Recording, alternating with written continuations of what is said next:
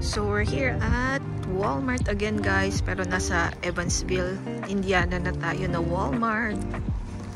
First natin na grocery shopping.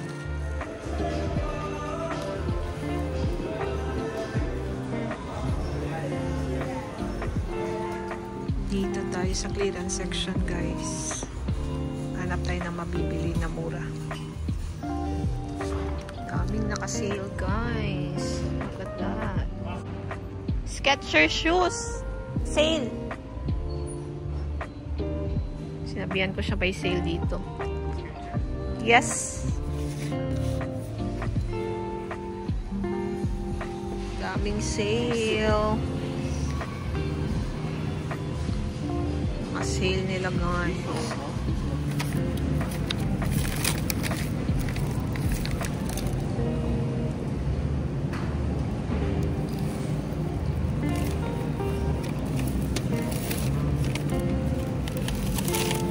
Pili tayo ng avocado guys. Yung magandang avocado.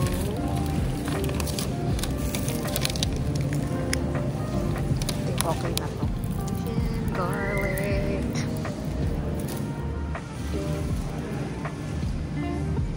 Piling naglamas. Spinach. Cherry.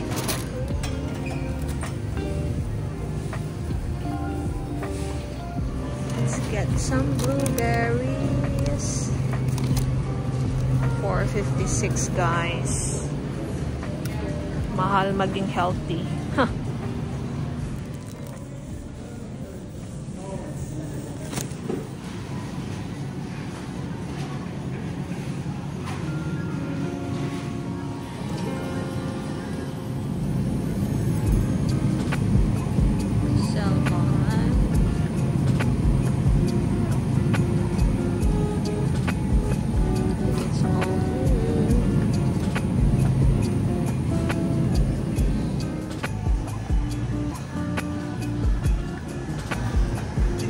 And yogurts.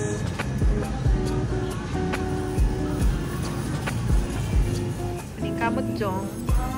Aning kamot og diet. Diet ko.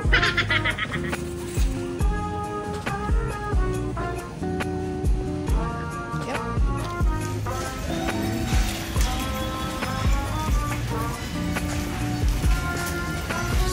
Cherry. Is life.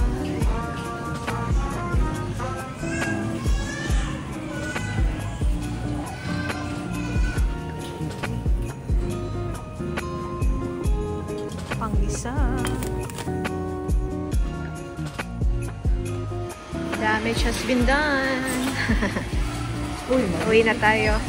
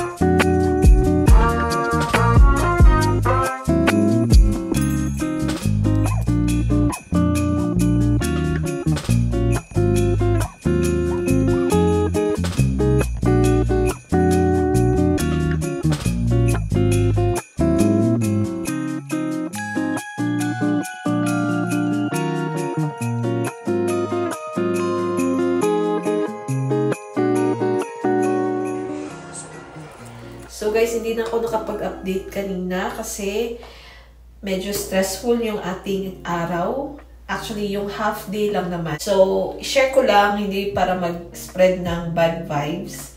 Pero, meron kasi nangyari kanina guys. Kasi diba, pumunta kami ng clinic ulit. Kasi supposed to be, tapos na talaga ako sa lahat-lahat. Tapos na ako sa Omaha pa lang, nagawa ko na lahat ng mga physical exam na kailangan para sa pagsa-start ko ng new assignment. Pero, may isang parang miscommunication kasi nag-send ako ng picture ng mask ko kasi isa sa mga requirements as a traveler, actually, kahit sa ang facility, kailangan kasing mag-comply sa mask fitting. Yung N95 ba? So, hindi ako napadalhan ng agency ko ng mask na ginagamit or yung brand ng mask na ginagamit ng hospital. So, ako yung pinahanap nila guys. And sabi nila, anything 3M na mask. So, pumunta ako ng Walgreens, ng CVS, tsaka Target, and nakakuha ako ng, nakalimutan ko na yung... Kasi may maraming klase ng 3M. So, ayun guys, nakakita ko ng 3M. So, sinendan ko ng picture yung aking parang compliance from the agency. And then sabi niya, okay na daw yun. So, ayun, nagpa-physical ako, physical exam. And then, ayun, sinama na yung mask fitting test ko, or mask fitting schedule.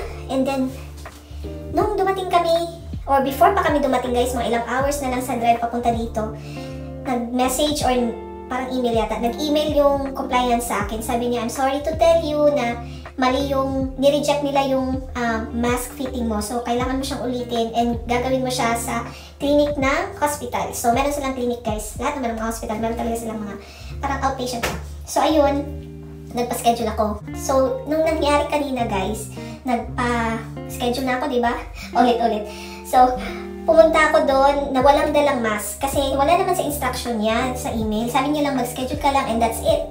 So, pumunta ako doon guys and hiningan ako ng mask. So, sabi ko, teka muna, tatawagan ko yung compliance sa agency ko kasi hindi naman siya nag-ask sa akin na magdala ng mask. So, hindi ako nagdala. Yung sarili ko lang dinala ko guys. So, ayun, nung pumunta ako doon, ang daming mga parang nagitna ba ako sa facility at saka sa agency ko. So, parang napagitna ako guys sa situation. So, parang miscommunication talaga. So, sabi niya, hindi na daw kailangan magdala ng mask kasi meron naman sila. Tapos, yung sa kanila na mga ginagamit nila doon is yun talaga yung proper na mask na ginagamit sa hospital nila. So, hindi niya na iintindihan bakit kailangan ko pang magdala ng mask. So, ayun guys, sinabi ko siya, gusto mo bang kausapin na lang? Tapos sabi niya, patawagin mo na lang. And then, nagtawag siya ng 3 times. Kasi guys, in total, mga 2 hours ako doon. Para lang sa mask fitting, which is, magagawa lang naman ng 5 to 10 minutes. So, napatagal ako doon dahil sa mga miscommunication. So, ayun. Medyo ako, gusto ko na kasing matapos. So, sinabihan ko yung, yung babae na kausap ko sa front desk. Pwede bang kausapin mo na lang siya directly sa phone ko? Sabi niya, oh, if that's okay with you, that's fine. We can do that. Sabi ko, gawin mo na kasi kanina ka pa kasi tinatawagan and busy din kasi yung nila, outpatient nila, nakakaloka. Na timing pa talaga. So, parang ako kasi magla-lunch time na. Baka naman makat-offan ako at babalik pa ako, di ba? So, gumawa na ako ng sarili kong move. Tapos sabi niya, sige, kakausapin ko. Timing na wala na siyang kausap na ibang mga patient. So, ayun, nag-usap sila. And then yun guys, pinapasok na ako sa room. Okay na daw. Ganun lang. Ewan ko ano yung napag-usapan nila. Pero, ayun, nagawa yung face mask fitting. Pero, ang ending, it took me like 2 hours sa clinic. Dahil sa miscommunication. So, ayun guys. By the way, mag-skincare na ako.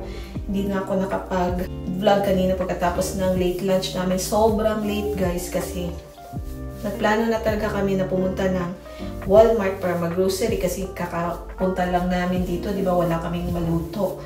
So, nakaplano na talaga ending yung lunch namin. Super late na kasi dumaan din kami ng Goodwill kasi namili ako ng mga bathroom rugs, yung rugs para sa kitchen kasi wala siya dito. Wala silang ganun dito na magagamit yung sa apartment. Wala silang pre-provide. So yun, bumili lang ako sa Goodwill guys kasi di ba mura lang sa Goodwill kasi mga donation lang naman siya. So, mura lang siya kesa bumili ka sa mga Target, sa mga Walmart, mahal tapos brand new tapos ending iwan lang din naman namin dito, di ba? By the way, I'm using yung SY Glow Rejuve Toner. Hindi ko siya in-include sa haul pala guys kasi ito, gamit ko na to sa Pinas. Dinala ko lang yung sobra. Nagre-review ako kasi meron akong mga pimple marks. I don't know if klaro sa screen. Meron akong mga pimple marks, guys, due to my hormonal problem. So, bumalik ako dito, pero once a week ko lang siyang ginagamit. And then, next week na naman yung sunod na gamit ko. And then, meron din siyang ibang mga kasama. Yung soap, nandoon na dito, sa liguan. Nilagay ko na dyan. Papaya soap lang siya, guys. And, ayun. Medyo mahapdi din siya sa mukha. Meron din pa day cream, ang SY Glow. Ano to, set pala to, guys. Nasa 300 something yata yung bili ko sa isa sa mga resellers sa Pinas or sa Davao. And then, ayan, guys, may day cream na siya. This is not sponsored, by the way, guys. Inaano ko lang kung ano yung ginagamit ko ngayon. Updated skincare routine ba? So, ayun. Ito ginagamit ko sa morning or ito namang night cream paggabi. So, ganun lang. Tapos, gamitin mo lang yung soap.